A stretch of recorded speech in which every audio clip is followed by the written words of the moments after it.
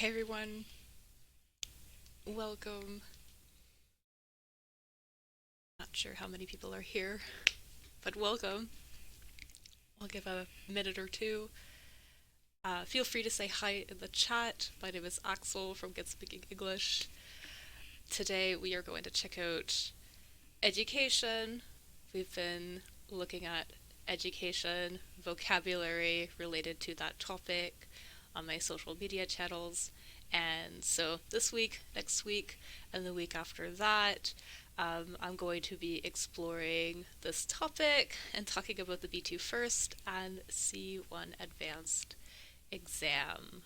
So, looking at model questions or potential questions that could come up, and then looking at some model answers, generating vocabulary ideas that you could use on your exams, and just help you talk about this topic with more ease and greater fluency.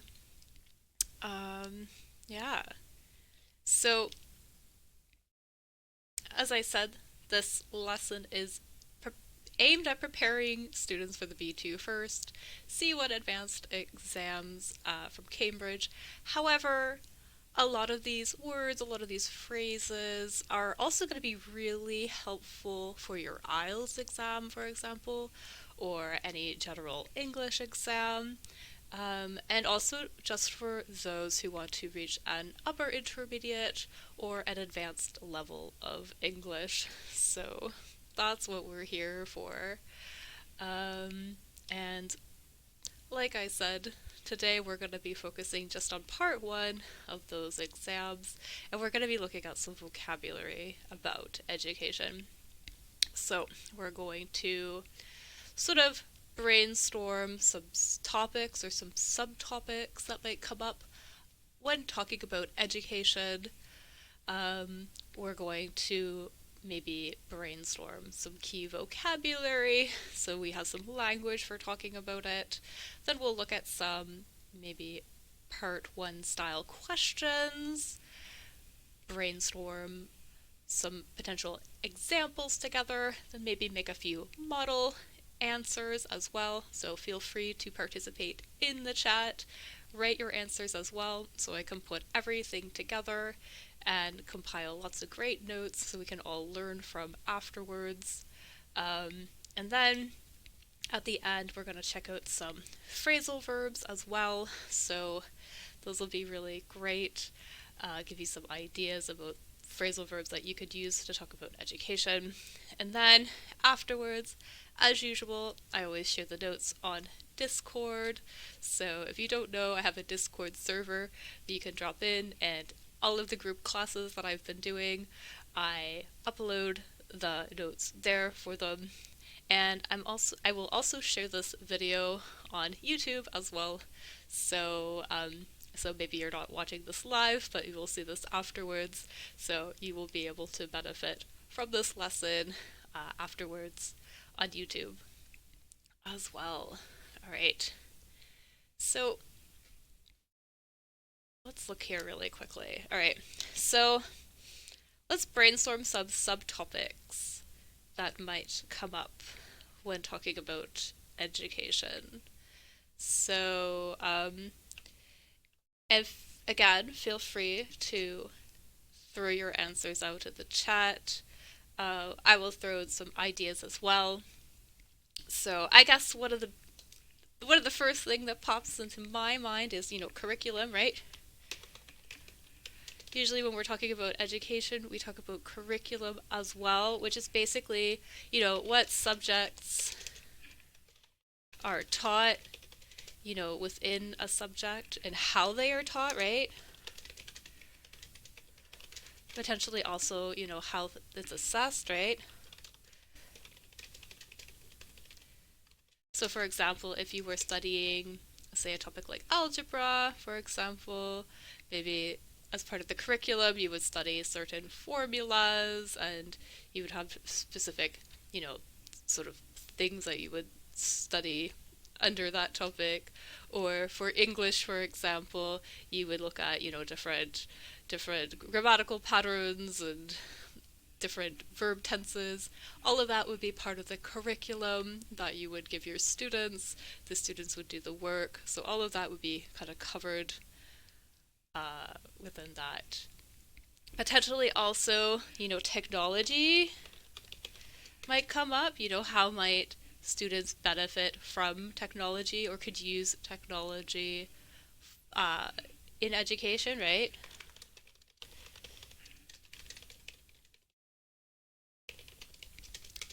Technology is uh, very interesting, right? There's some challenges though with that, like the challenges, maybe advantages, disadvantages to using technology in the classroom. What are the limits? Technology is really expensive, so, you know, that's a consideration. It could be hard to keep technology updated, so that could potentially be something. Maybe also, talking about students, right? Just the idea of students in general might come up, right? Like who are the students, right? Different age groups, right? Maybe they have their different needs,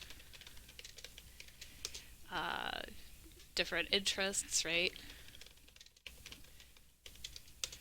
Um, I think too, maybe assessment might come up. Oops. So when we talk about assessment, exams, right? Tests, how you evaluate what they're learning. So those could potentially be things that might come up. So just some ideas there. All right. So let's get into something a bit more. Let's get into something a bit more fun. Let's think about some collocations for education. So collocations for education. So, and if you don't know, so a collocation is basically one or two or three words that always go together. So,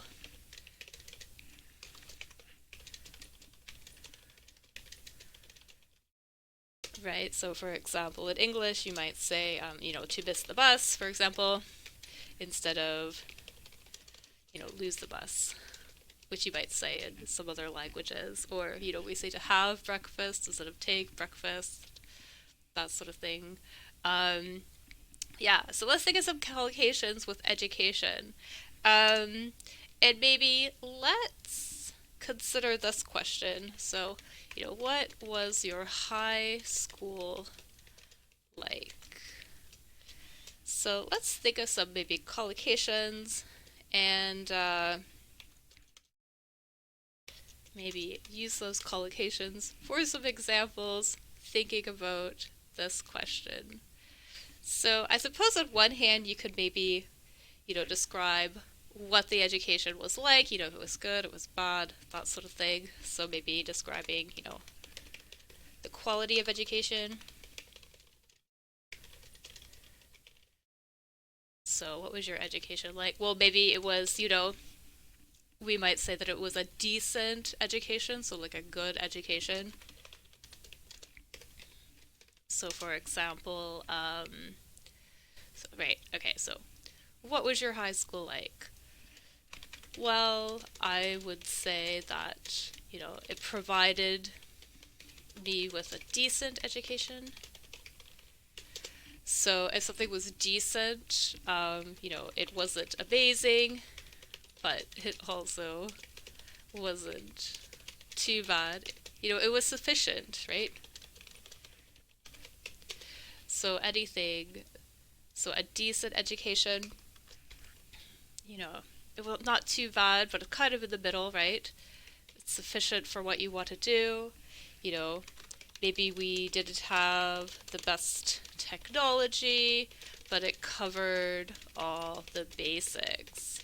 And so if we talk about something covering all the basics, it hit all the essential things that you might learn at a school. So, like maths, sciences, arts, very well-rounded. Um,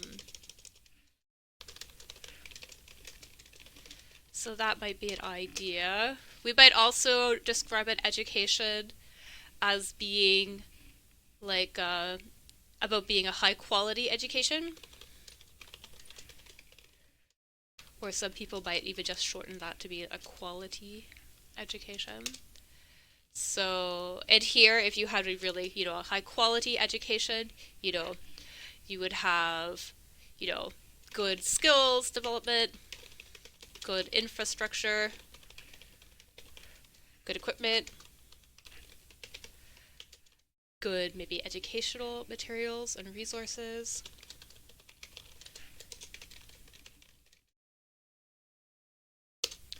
So, and if I talk about infrastructure, we're talking about like the facilities, so how were the labs, how were the classrooms, those sort of things. Also maybe the tools, things that that the setup for the computers, all of that.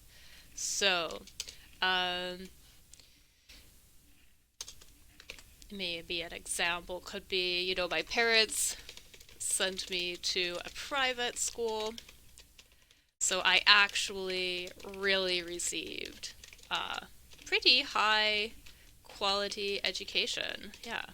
So I actually received a pretty high quality education. So the class sizes were excellent, or maybe not, sorry, the class sizes were small, and our teachers were excellent.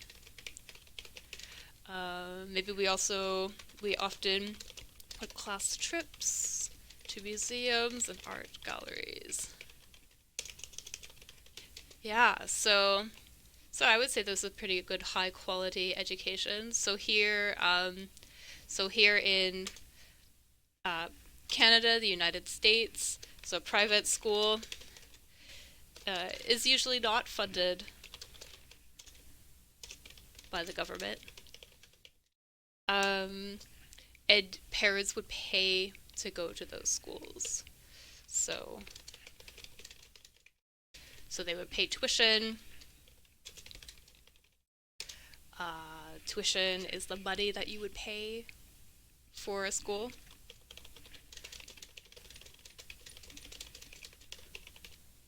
So that would be potentially something. And it's actually kind of the opposite in the UK.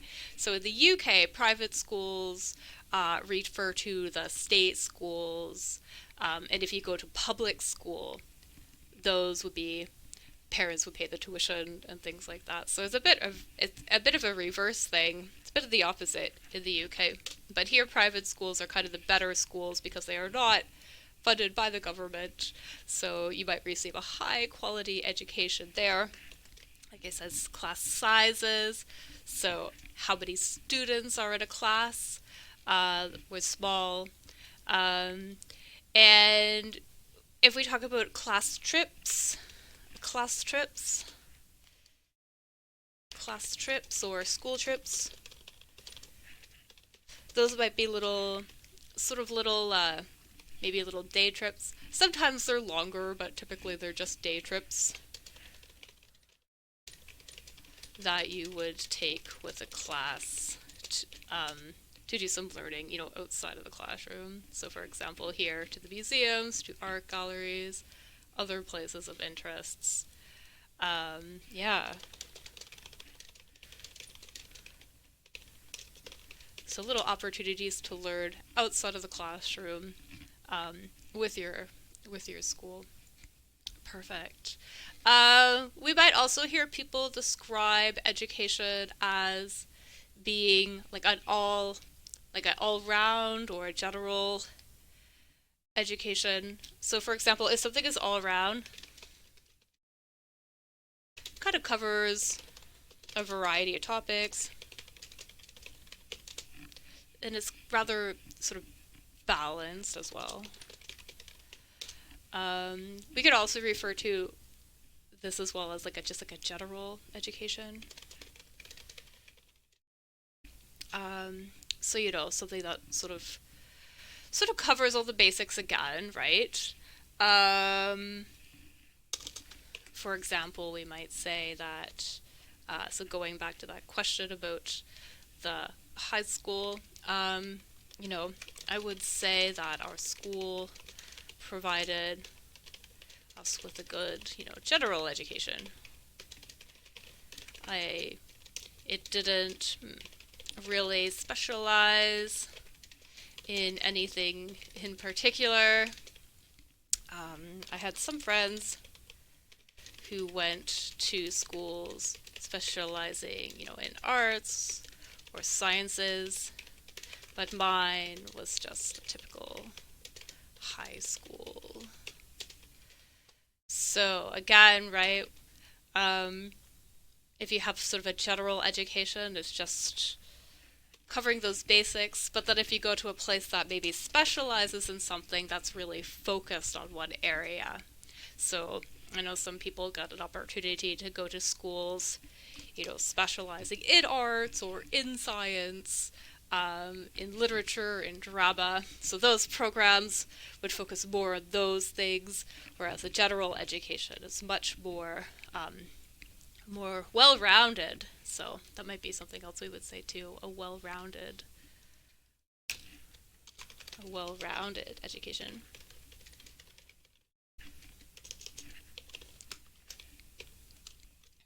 And feel free to throw out your ideas if you have any ideas in the chat as well.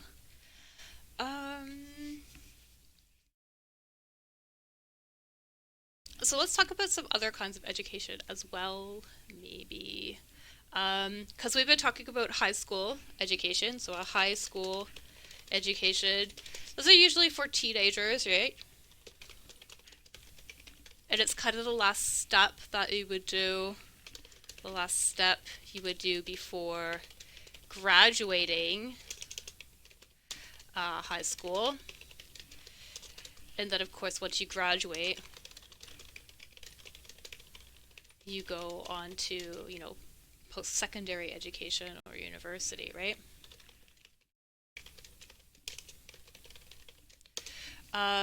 So you might hear people talk about early years education, right? So when kids are very, very young, right? Or also, elementary education,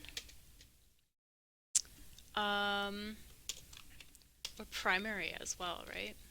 So we're talking about the little kids. I mean, it's so common for, students to maybe go to preschool, for example.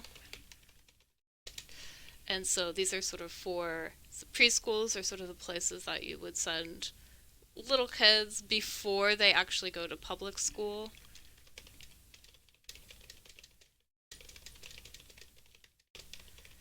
And it would sort of give them some sort of learning opportunities before then, but it's also sort of a daycare, right? Although younger students might also go to daycare after they finish elementary school. So preschool, we're talking mostly about, 3, 4, 5-year-olds, right?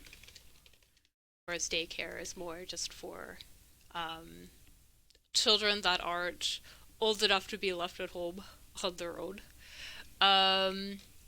Yeah, so you might hear about, right, preschool. So that could be something they do for early years education. Also kindergarten, maybe, which is kind of that first step in public school.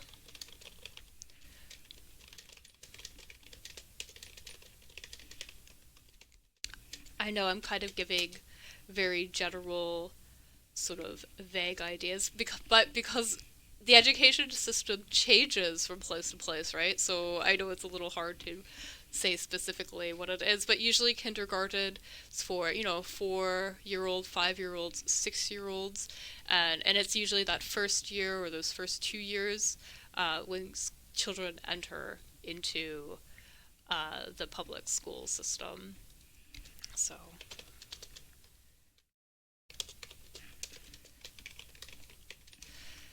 So we might hear kindergarten come up when talking about, early years education.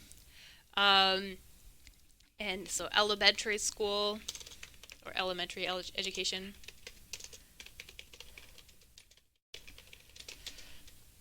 Kind of from, kindergarten up until maybe high school.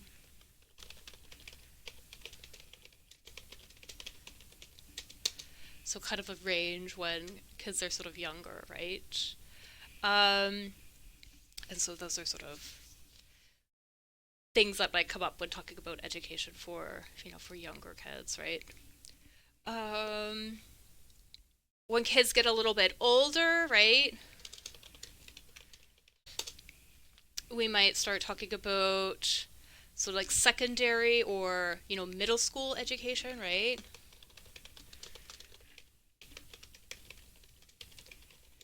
And this is more aimed for, kids who are around like maybe like 10 or 12 years old, depending again, like where you go to school. Like I know it's not standard even across countries or even across regions, right? It definitely it's not really a standard across the world, right? But sort of those older kids, they might go to, secondary or middle school, get a middle school education. And this is sort of the step that would come before high school, right? Um, and then, of course, after high school, you're an adult, right?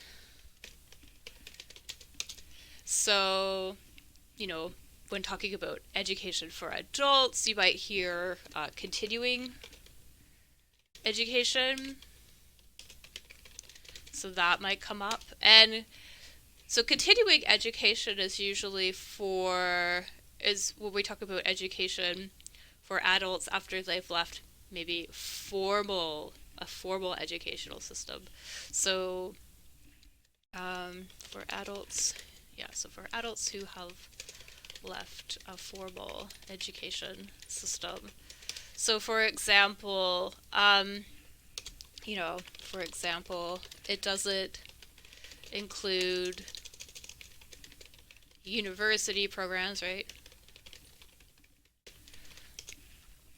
And those sort of big degrees, but sort of other things that adults might want to do, right? It's very common for, adults to want to pursue different certificates and things like that, or even just take classes, right, based on their interests or the needs that maybe they have in their lives. So they might go to continuing education classes or continuing education schools where they would be able to take those courses. And those courses are typically, part-time, short term.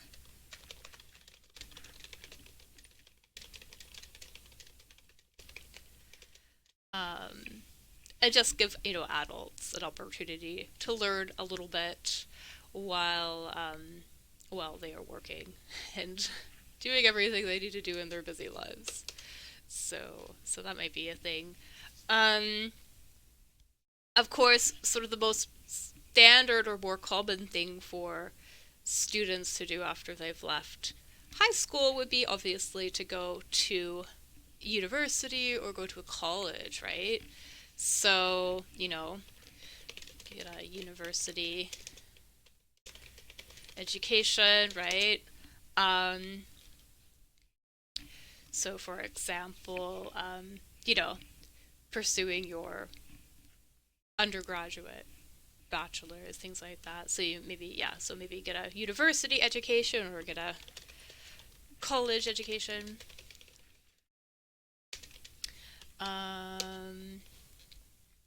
We might also hear the idea of, tertiary education come up. Or I always call it post-secondary education.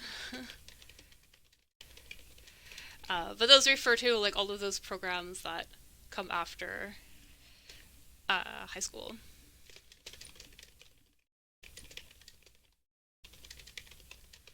And it could also, it includes, it includes university, right? University and colleges, but also trade and vocational schools. Um, I feel that most people know what universities and colleges are. These are typically quite similar. They would a university. Both universities and colleges usually have 3 4 year programs. Um, Here, at least in Canada and the United States, colleges are usually a little bit cheaper. You pay more to go to university. Um, but trade and vocational schools are interesting because they give students an opportunity to learn skills, but more for sort of trades, or they learn things kind of with their hands, right? If you're a mechanic, for example, you might go to a trade school. Uh, so vocational and trade schools, yeah, give students an opportunity to develop skills that involve working with their hands, right? Um, and trade skills are usually typically sort of things that actually require your hands, so maybe like mechanics or plumbing or construction, those sort of thing. Um, Whereas, vocational schools could also include something a bit more technical, so something related with computers, something like that. Um, yeah, so those are potentially things that you might hear when we're talking about education in ways that people can, learn beyond high school. Um, and as I mentioned too, right? Like in the UK, so a big distinction, right? A public school education refers to what we would call the private schools, right? So, an education where parents pay for tuition, and these are not paid by the government. Um, and then and then in the U.S., public schools are actually paid for by the government, and parents do not have to pay for their children to go there.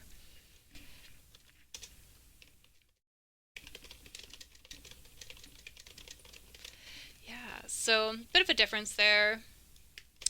Um, just to keep in mind if you're sort of comparing or contrasting the two systems, there is a bit of a difference there. But yes. Also, we might say, to pursue an education. So let's think of some verbs, actually. Could think of a couple of verbs before moving on. So, to pursue an education.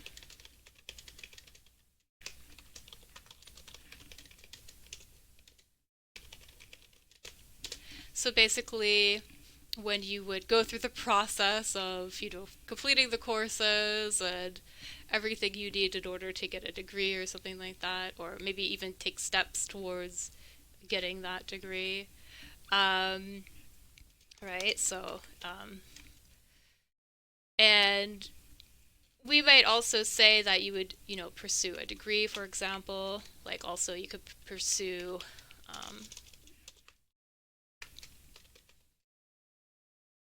can't type today, pursue, an undergraduate degree.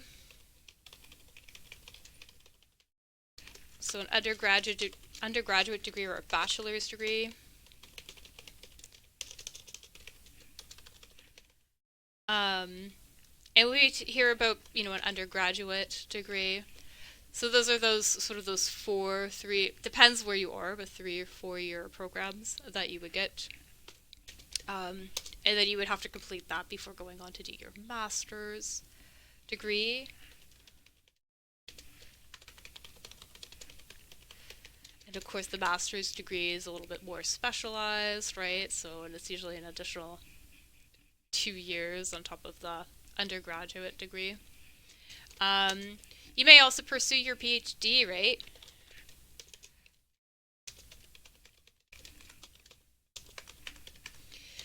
Which is very, very specialized, right? And you would typically write your thesis and everything like that.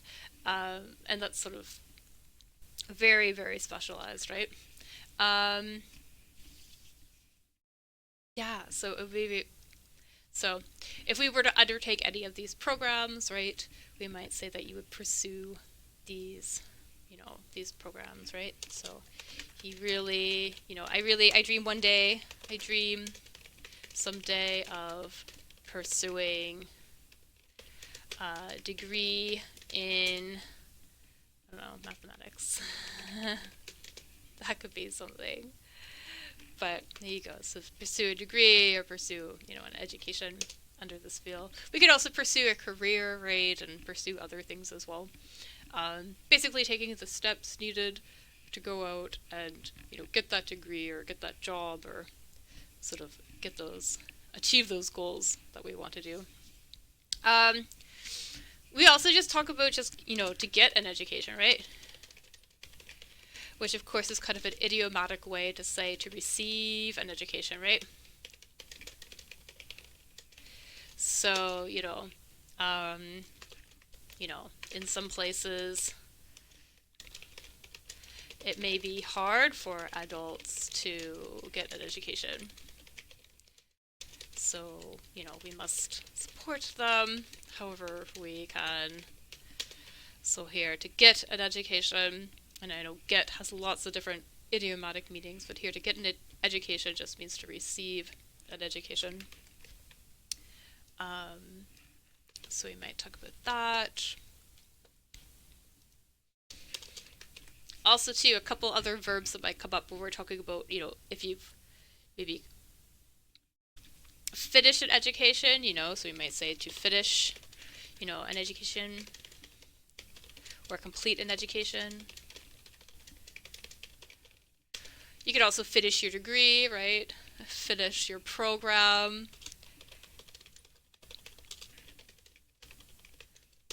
Finish a course, right? And basically that's, you've done everything you need to do in order to either get that credit or get that certificate. So we might say that, right? We might also talk about, to like leave an education, right? If you decide to maybe stop what you're doing in order to focus on something else, right? So some people may be forced to leave an education to, take up something else, right? Okay, so let's think maybe, now that we have a bunch of vocabulary about this, let's think of maybe some questions that will come up in part one. So part one is kind of like an interview, right? If you don't know, B2 first, C1 advanced. It's done in partners. So it's not just you and the examiner, but it's you, the examiner, and someone else. And depending on how many candidates there are that day, there could even be 2 other candidates as well in your group. So, but usually it's done in pairs. So part of the exam is done where you're interacting with your partner. However, in part one, you are not interacting with your partner at all. And so this is just basically an opportunity for you to talk with the examiner. They will ask you a couple questions, and like I said, you will answer. You will not respond to your partner's answers or anything like that. But you will just give sort of a short answer. You don't want to talk for too long, but just a little bit. And these questions are kind of to help you warm up a little bit. So they're going to be about you, about your experiences, potentially about your opinions. They're always going to be sort of about familiar things to you and your life, right? So, so that in mind, what are some questions that we might get asked? So let's see if we can brainstorm a couple questions. So keeping in mind that the questions will be about you and your experiences, your opinions, what might come up. So I guess one like really basic question could be, like well, before we were talking about the high school, right? What was your high school like, right? Maybe like what kind of education did you receive as a child, right? Maybe something like that, or what kind of school did you go to?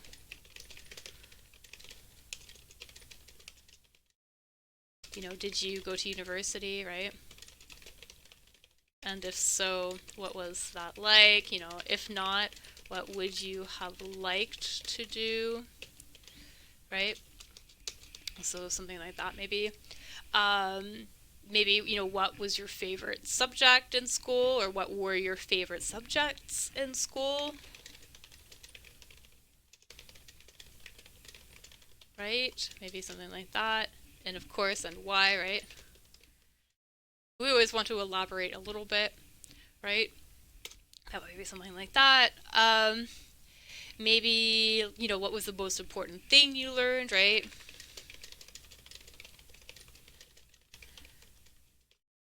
When you went to school, or, um, did you have a favorite teacher? Like, who was your favorite teacher, and how did they, inspire you? Maybe something like that. Talking about teachers. Um, Maybe, we're talking a lot about, the past here, like what was life like when you were a kid? What was life like when you were a young adult? Maybe you could talk about the future, right? What kind of things, what kind of education would you like to pursue in the future, right? Maybe something like that, or you know, or if you could learn something, what would you learn, right? If you could dedicate some time to learning something, what would you like to do? Thinking really in general too, right?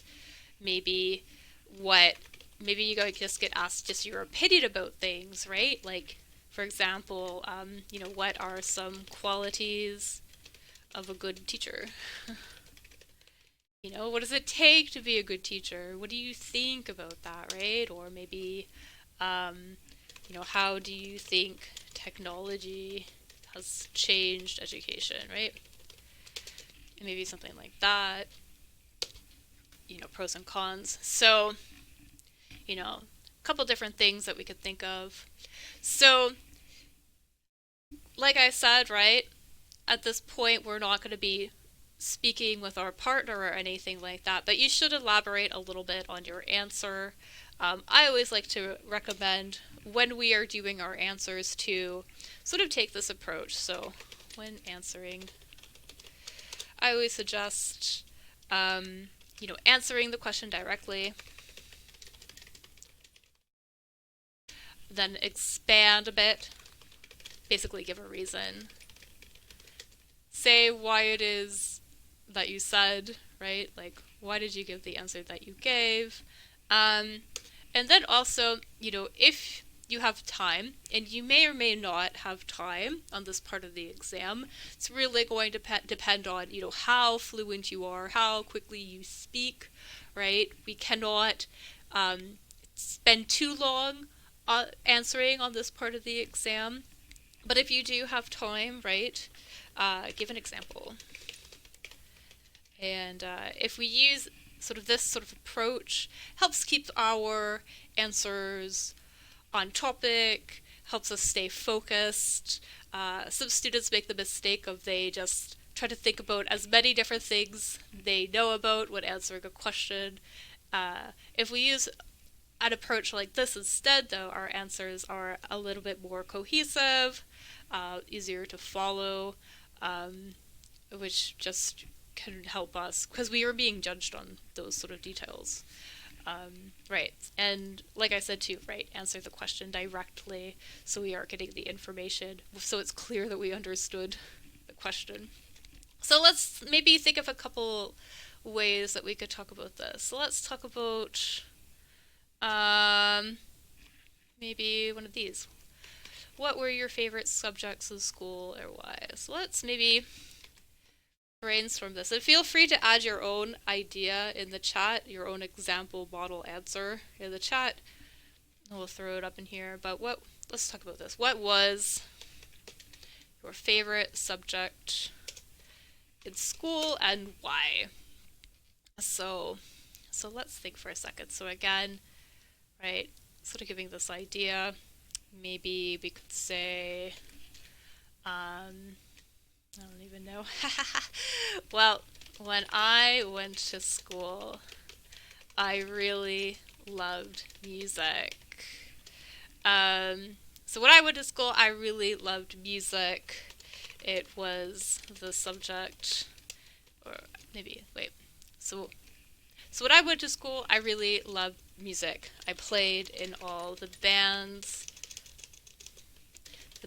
and participated in music related activities. I loved it because I could see my friends, and I was just good at it. So there you can see I kind of reversed it a little bit, right? Like I answered the question directly, and then I actually gave my example, right? But then I always gave my reason as well. And you can see that this answer is still pretty relatively short, right? Again, depending on how fluent you are, how quickly you can speak, will sort of dictate how much information you can give with your answer, right? But we always want to give a little bit more information than just answering the question and then not really adding any details, right? So we always want to show off our English by at least expanding on our answers. So this is kind of a example of that. Let's maybe do another one. Another example. Maybe my favorite subject was biology. So, what was your favorite subject in school? When I went to high school, I really loved biology. I suppose I loved it because when I was younger, I was passionate about animals and loved nature and really liked nature.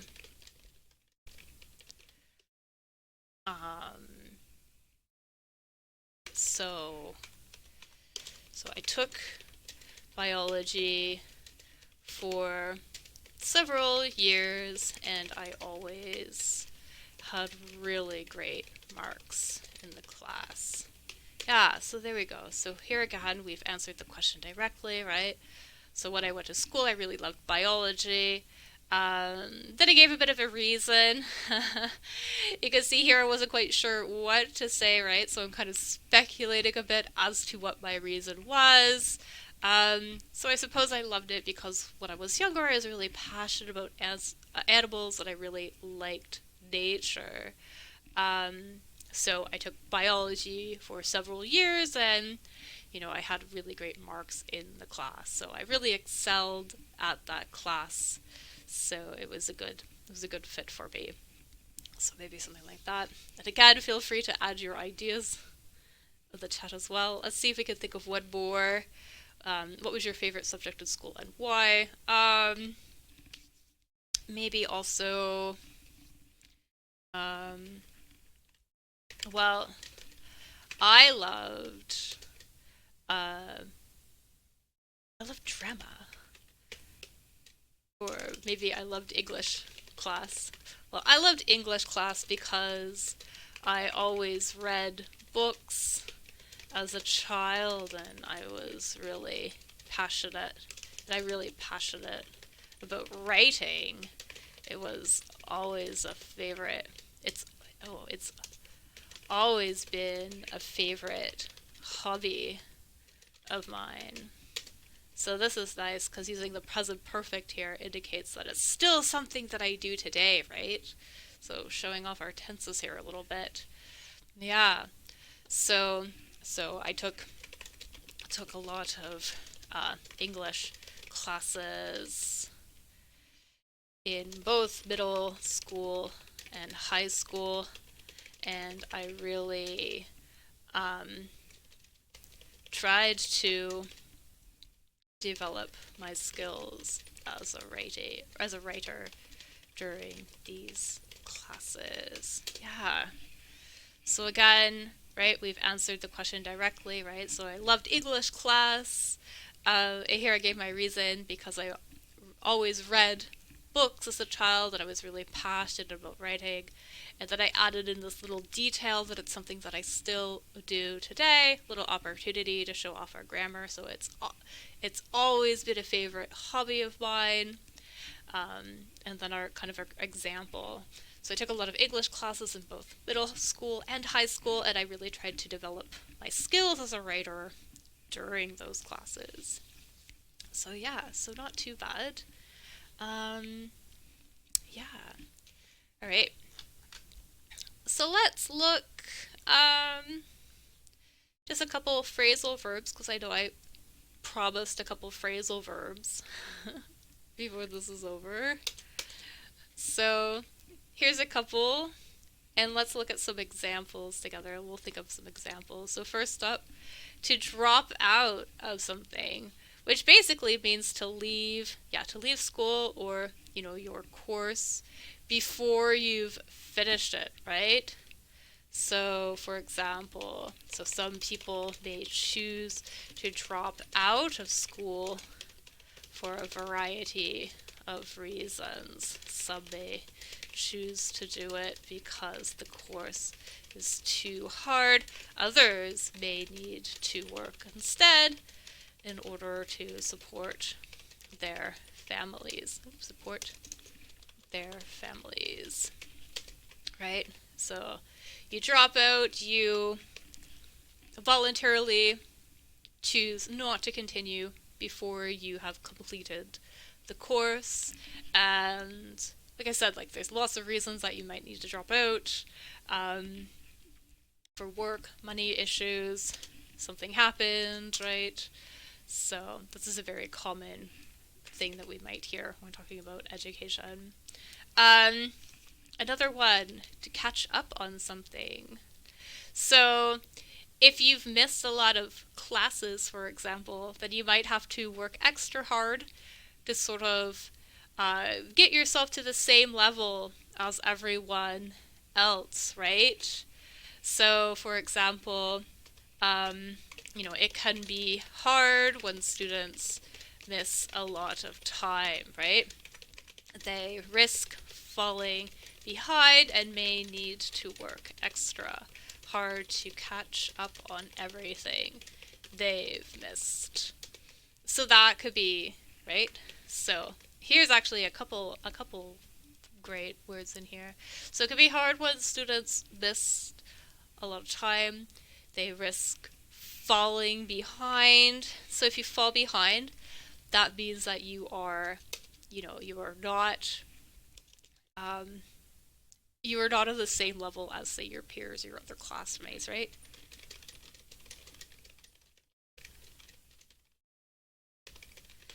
And like I said, you need to work extra hard in order to catch up. And notice this here too, you catch up on something, right? So if you're going to catch up on something specific, we need this preposition here. So you get caught up on something. So you would get caught up in something. And we would use this phrasal verb also in other contexts as well. For example, after holiday, you may have to work extra hard to get caught up on all of your work when you return to the office. Or maybe you've missed a couple of meetings, so you need to get caught up on any changes with a project, right? Or maybe, for example, you were watching a TV show and then you couldn't watch it for a little bit. Then you might have to watch some extra episodes in order to get caught up with that series, right? So we could use this in a variety of different topics, not just education. So that's kind of great. Um, Another one here, so to like look over, and we would look over basically to either review or examine something. So typically, like notes or documents, papers, something like that. Yeah. So speaking about education, right? We might, let me think. Um, Maybe one important step I do before submitting a paper is getting someone to look over my essay. It's important to have an extra set of eyes to review your work and make any final edits or any edits. Yeah, final edits. That's fine. Yeah, exactly. So before you submit, before you turn in your paper, give it over. Um,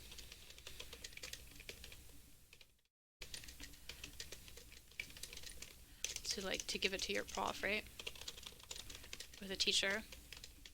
It's important to look over your essay, and it's important to have an extra set of eyes to review your work. So this here, that's just kind of a funny sort of idiomatic way to say that you get another person to look at it.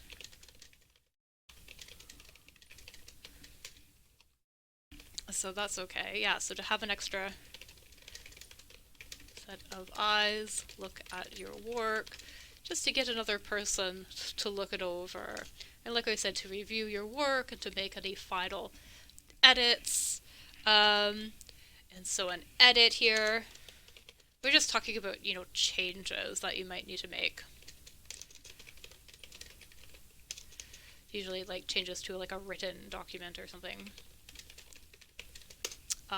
Yeah, so that could potentially be something. Also, right, so to hand in. Um, Again, just like sort of a idiomatic way to talk about submitting an assignment. Um, so you would like to hand in a paper, for example. So, and formally, we would say to submit an assignment or, a project, something like that, right? So, for example, it's important that you hand in your projects and assignments on time when you're a student. It can be challenging, right? Though, as often students are juggling multiple deadlines. Alright, so some other great words on here. So it's important to hand in your projects and assignments on time. So if we do something on time, that means that we've reached the deadline. So the deadline here is when something is due. If you get it in on time, it means we would say to meet a deadline. You've met the deadline. So it can be challenging though, as students are often juggling multiple deadlines. So if we talk about, so typically juggling is sort of when you sort of throw balls up in the air and you kind of catch them, but we would also talk about juggling work and things like that, or juggling projects.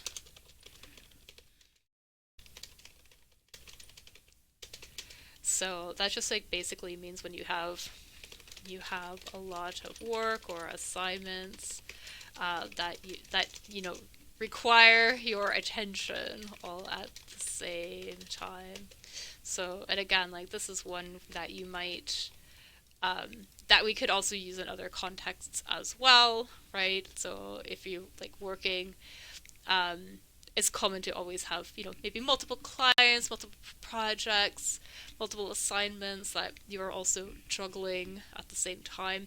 You may also juggle family obligations, things as well. A lot of people have, many things on their plates, right? Lots of responsibilities.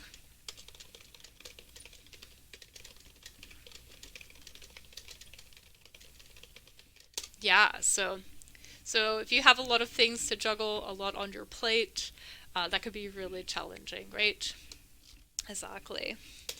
Um, Also, we might talk about, if you get through something, that just means to kind of, you know, successfully complete something, especially if it's kind of a bit difficult, right?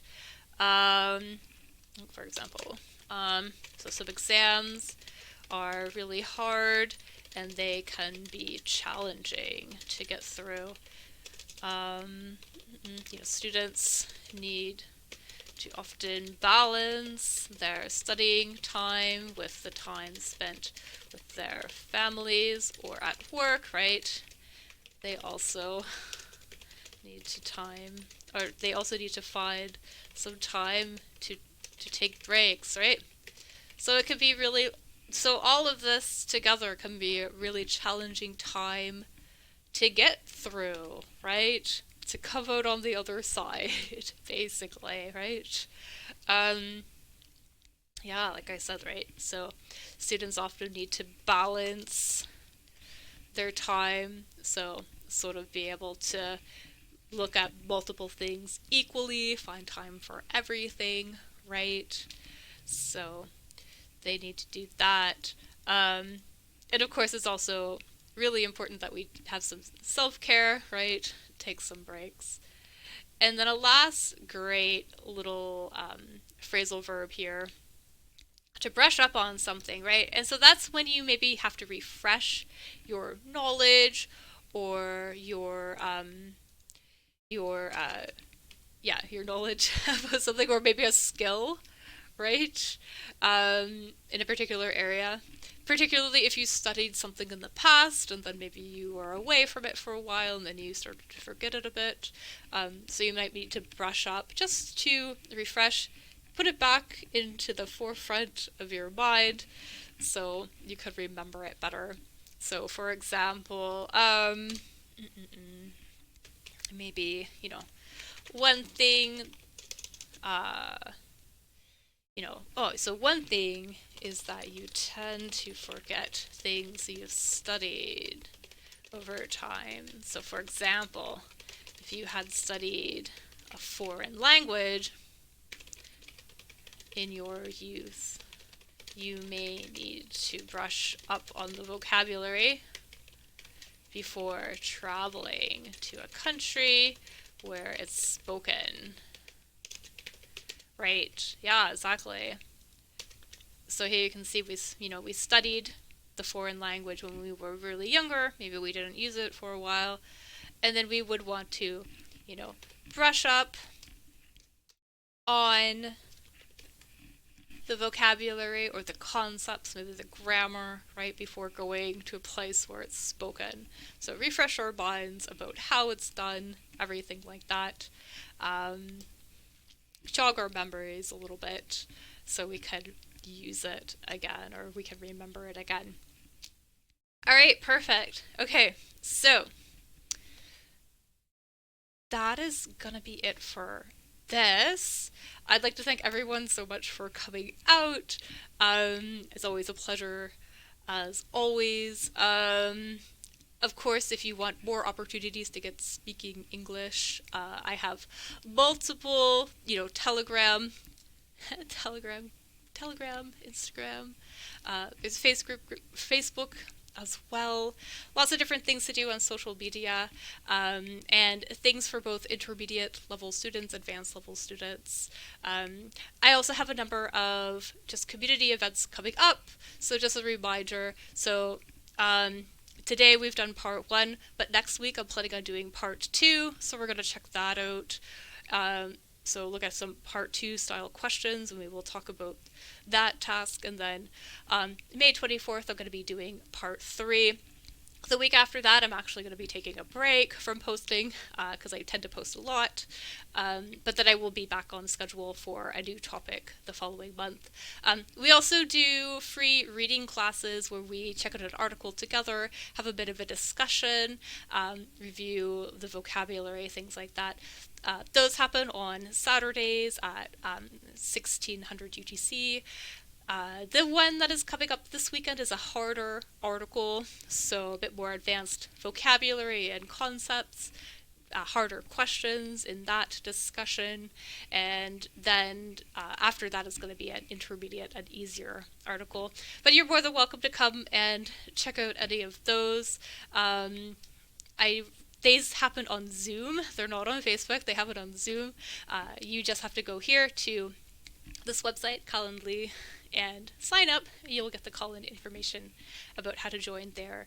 And you're more than welcome to join me for those as well. Yeah, and then of course also I'm just available for private lessons, those sort of things. Yes. All right. So as always, I'm going to upload these notes onto the Discord. I should have this video on YouTube a little bit later, so you're welcome to review that then. And I hope that you consider coming out next week as well, so when we check out part 2, part 3 as well. Again, looking at education, these sort of tasks. Yeah, okay, so thank you so much, everyone. Again, this is Axel, Get Speaking English. Thank you so much for watching, and I can't wait to get speaking English with you again super soon. Okay, all right, bye.